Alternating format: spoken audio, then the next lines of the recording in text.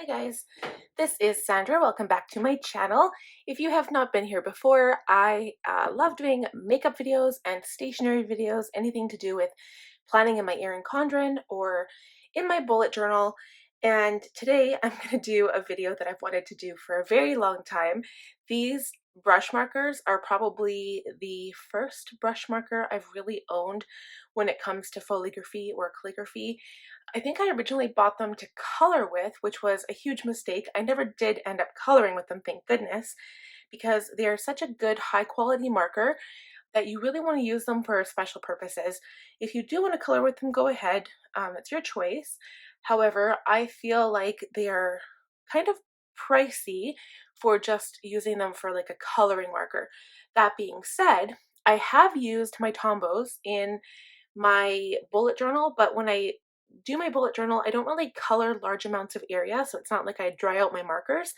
I just use them to decorate the page or to fill in my mood trackers, habit trackers, etc.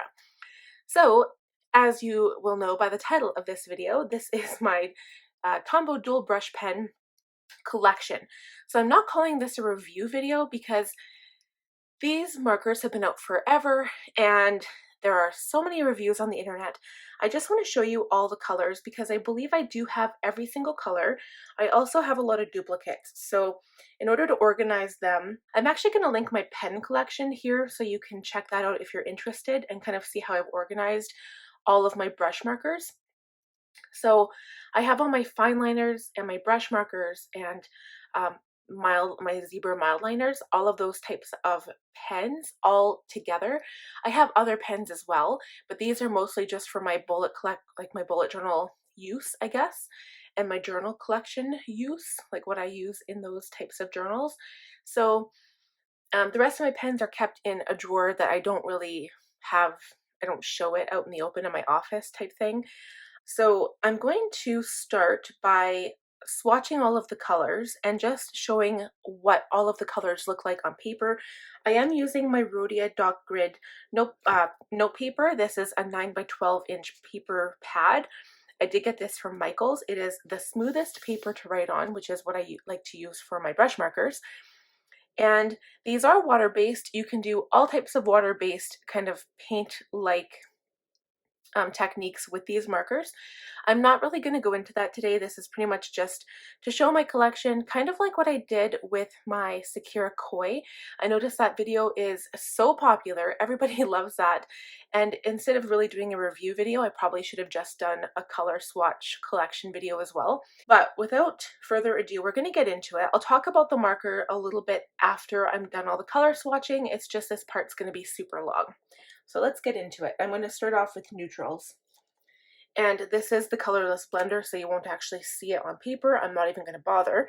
This is N00, and it just helps to blend the markers a little bit. So we'll leave that to the side for now. And I'm going to start, and one more thing before we get into it. I have this colorless blender card, so it's like a blending card that I got when I bought my large set. And some of the colors are outdated because since I've received this card, Tombow came out with new colors. So I'm going to list them as best I can and put the names of the colors, but the ones that don't have names, those will be the new ones, and I don't have an updated card. So all the Tombow marker has on it is just the number. So I'll write that out with the color, and then we'll go from there.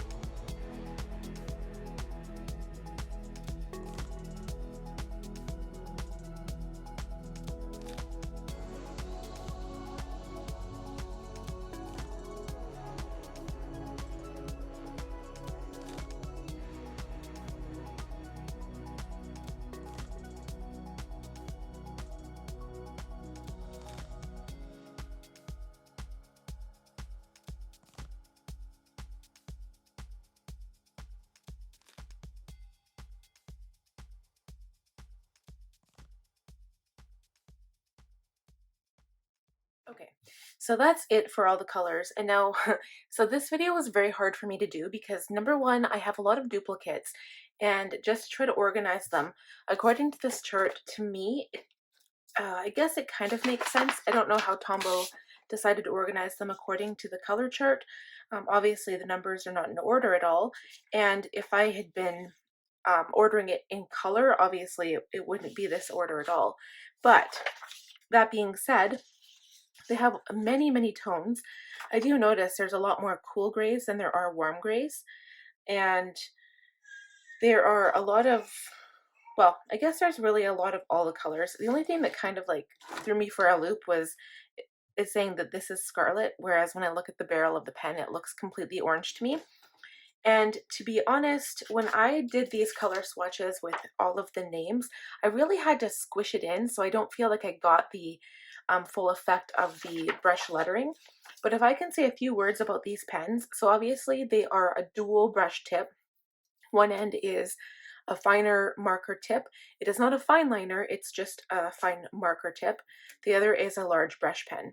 So these are about the same size as the Zebra mild liner brush pens, and they are water-based, so they will spread a little bit. A lot of techniques that I try are actually on this blending card, and then I spray it with this little water bottle that came in this blending card package. And then I pick it up on the blender, and then I can do some watercolor effects. I might do a separate video for that only because this one's already so long. I'm just going to turn this page over here and show you what kind of lettering you can get with these pens.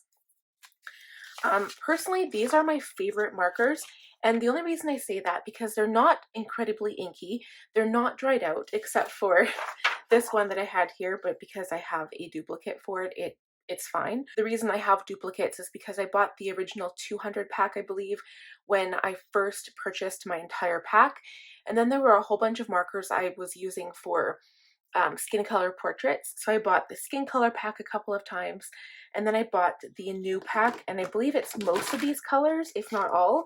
So they were like a tropical pack that Tombow had released after. So I do have that one as well, and then a couple of other singles that I wanted because I knew I was using them a lot. And as like any other brush marker, the more you use them, of course, the more worn out the tip gets. So again, I wasn't really trying to get perfect, really thin upstrokes when I was doing the swatches for you, but some of them I notice are more worn in and broken in, if that makes sense, compared to others, which is, like I said, any brush marker that you use.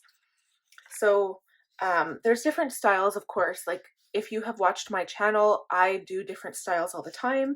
There's my classic kind of leaning to the right font.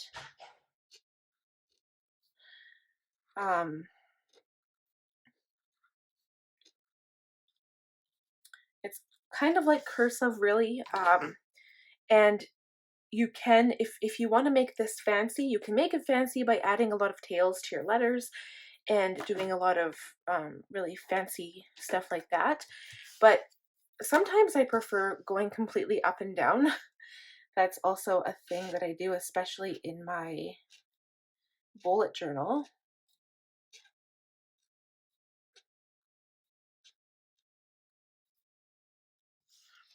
And so that's a little bit more up and down. And then of course you have bouncy lettering. So with that one, I'm going to try it in a pink, I think. Oh, that's not pink, pink. So writing the word Tombow, I don't know, maybe I've written it so much that I really like doing it bouncy style, but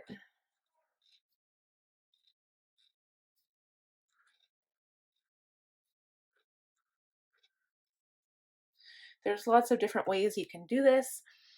And you just, obviously the letters are not all on the same line. They're a little bit more bouncy. We'll do it with a darker pink here. And also, the more space you have with these large brush pens, the more your lettering will be more pronounced, more precise. When you squish it into a small space like this, you really can't get the full comprehension of your brush lettering. So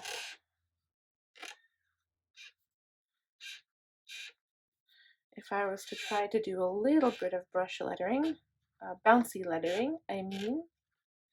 So this one, I feel like I've also broken it in a little bit. The tip, it's not so much frayed, it's just really broken in, so I'm not going to get the downstrokes are going to be really, really thick compared to if I were to use one I don't really use that much. Let me see what I can find here. I'll try this one. This is 835. Oh, I think I even use this one a little bit. And the other thing I always say when you're using any type of brush pen and you're doing some type of lettering, just go slow. And that is it. So now these, like I said, they're my favorite large brush pen besides for the Zebra Mildliner brush pen. They're very, very similar. So they're also one of my favorites.